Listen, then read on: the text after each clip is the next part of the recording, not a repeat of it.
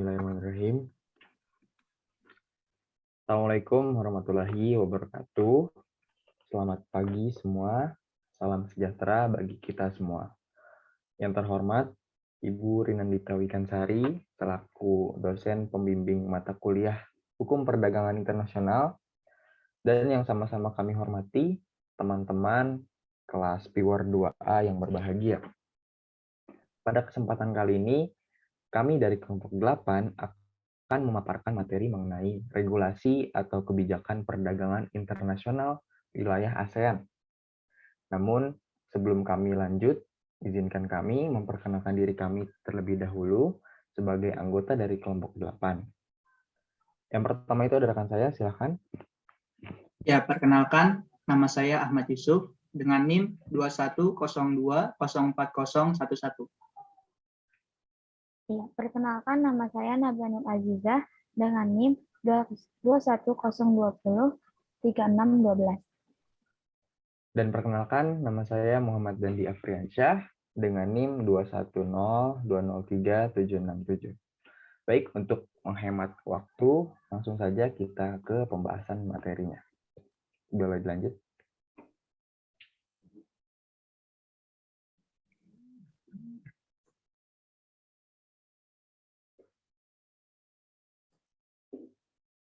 Ya, moderator, boleh dilanjut.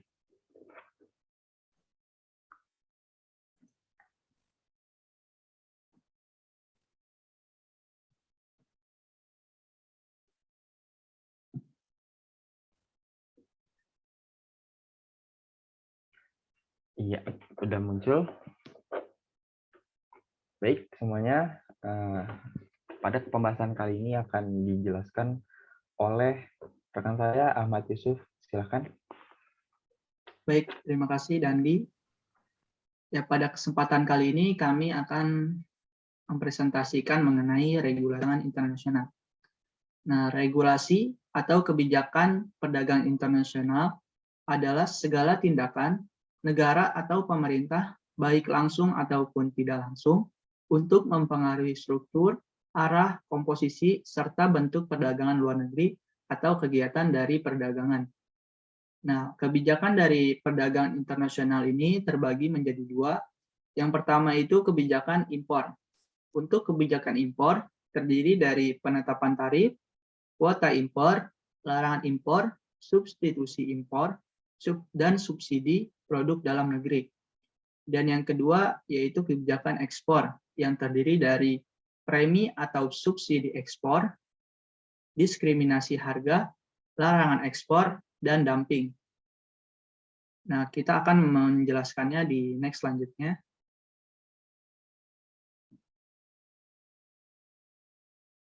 Nah, kita akan membahas mengenai kebijakan impor terlebih dahulu, yaitu yang pertama penetapan tarif atau bea masuk. Nah, penetapan tarif atau bea masuk ini merupakan pembebanan atas barang-barang impor yang masuk ke daerah pabean.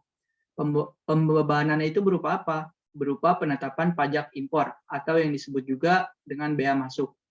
Nah, akibat dari penetapan tarif dan bea masuk ini kepada barang impor, yaitu harga barang impor relatif naik, sehingga barang produksi dalam negeri menjadi lebih bisa bersaing dengan barang impor, karena harganya relatif lebih murah dibandingkan barang impor.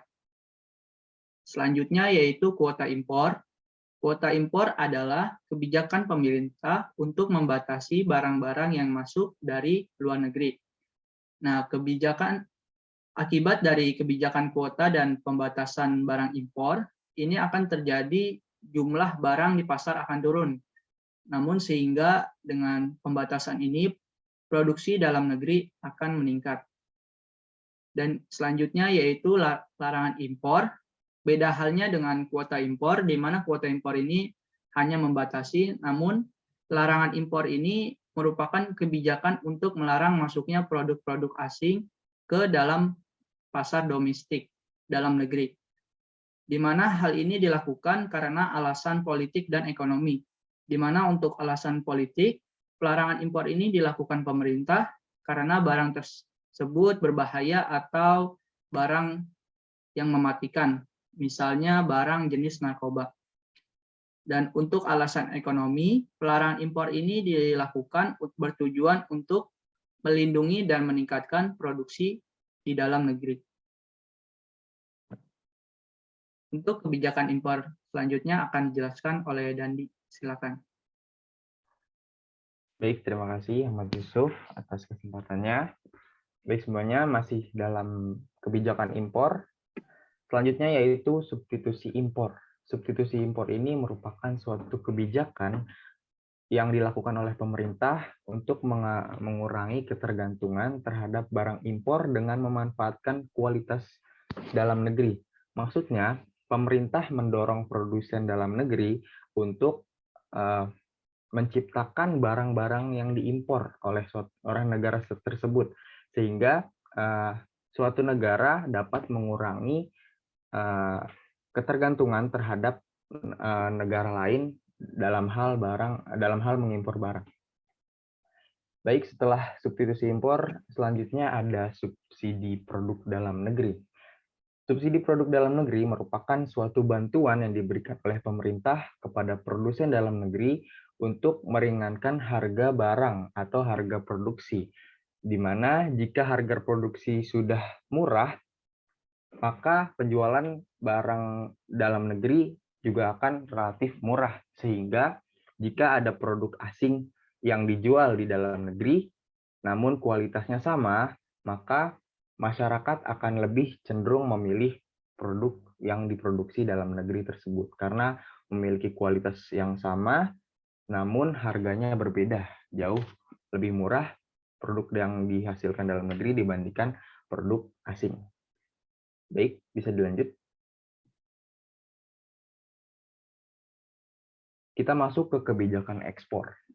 Yang pertama itu ada premi atau subsidi ekspor, yaitu suatu pemberian bantuan yang dilakukan oleh pemerintah kepada produsen yang berprestasi. Maksudnya, pemerintah ini memberikan suntikan bantuan kepada produsen yang akan melakukan ekspor berupa fasilitas dan pembiayaan bahan produksi agar produksi dalam negeri yang akan diekspor ke negara luar dapat bersaing dengan produk-produk yang dijual di negara yang akan kita tuju ekspor tadi.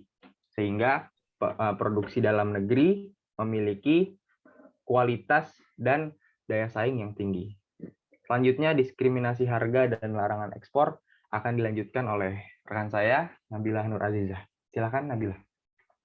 Baik, terima kasih Dandi. Masih dalam poin kebijakan ekspor, poin selanjutnya ada diskriminasi harga. Diskriminasi harga merupakan suatu tindakan di mana negara melakukan penetapan harga barang atau komoditas dengan harga yang berbeda di negara lain. Hal ini dilakukan sebagai bentuk perang tarif harga barang dagang laku di pasar internasional. Untuk diskriminasi harga ini, biasanya tarif dikenakan lebih murah ataupun lebih mahal. Sehingga dengan adanya kebijakan ini, pemerintah juga bisa melindungi produk lokal sejenis yang beredar. Poin selanjutnya adalah larangan ekspor. Larangan ekspor sendiri yang kalian tahu adalah kebijakan yang dilakukan oleh pemerintah yang mana pemerintah menginginkan stok dalam negeri terpenuhi terlebih dahulu. Hal ini sangat berkebalikan dengan larangan impor, yang mana pemerintah memberhentikan impor dan membatasi jumlah barang yang beredar. Larangan ekspor ini juga dilakukan untuk menstabilitaskan harga pasar pada saat itu. Selain itu, stok barang terbatas juga menjadi salah satu indikator yang dilihat pemerintah agar stok barang dagang nasional terpenuhi. Tidak hanya itu, pemerintah juga melarang ekspor untuk barang atau komoditas tertentu seperti bahan baku mentah. Selanjutnya, saya akan menyebutkan barang-barang yang dilarang ekspornya. Barang-barang yang dilarang ekspornya ada 10. Yang pertama yaitu ada anak ikan dan ikan arowana, yang kedua ada kayu bulat, yang ketiga ada pasir, yang keempat ada biji timah, yang kelima ada batu mulia, yang keenam ada karet bongkah, yang ketujuh ada kulit mentah, yang kedelapan ada scrap besi, yang kesembilan ada binatang liar atau tumbuhan alam yang dilindungi, yang ke-10 yang terakhir ada barang kuno. Dari barang-barang yang dilarang ekspor sendiri ini ada dasar penetapannya. Ada 3 dasar penetapannya, yaitu untuk menjaga kelangkaan, untuk menjaga kelestarian, dan untuk menjaga barang yang bernilai sejarah. Bisa di next. Dan poin terakhir dari kebijakan ekspor sendiri adalah dumping. Dumping adalah kebijakan penetapan harga jual barang lebih mahal dibandingkan ketika barang tersebut dijual di luar negeri. Kebijakan ini sangat jarang ditemui dan sebenarnya dilarang dalam perdagangan internasional. Cara politik dumping ini dilakukan ketika pasar dalam negeri dikendalikan oleh pemerintah setempat. Tujuan kebijakan dumping sendiri untuk meningkatkan ekspor dan mempromosikan produk ke luar negeri. Baiklah, itu saja poin-poin dari kebijakan ekspor. Selanjutnya akan saya serahkan ke moderator. Baik, terima kasih rekan-rekan saya atas penjelasan materi regulasi atau kebijakan perdagangan internasional wilayah ASEAN. Baik semuanya, mungkin itu tadi kita sudah mendengarkan pemaparan materi dari kelompok 8 mengenai regulasi atau kebijakan perdagangan internasional, di mana di dalamnya ada kebijakan impor dan kebijakan ekspor. Nah, kebijakan tersebut semata-mata dibuat oleh suatu negara untuk meningkatkan ekspor mereka serta menstabilitaskan roda perekonomian dunia agar tetap stabil dan menjaga relasi antar negara.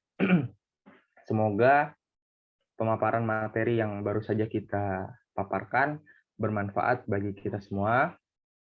Mungkin cukup dari kelompok 8 mengenai presentasinya. Mohon maaf apabila kami ada salah kata. Kurang lebihnya mohon maaf. Wassalamualaikum warahmatullahi wabarakatuh. Selamat pagi.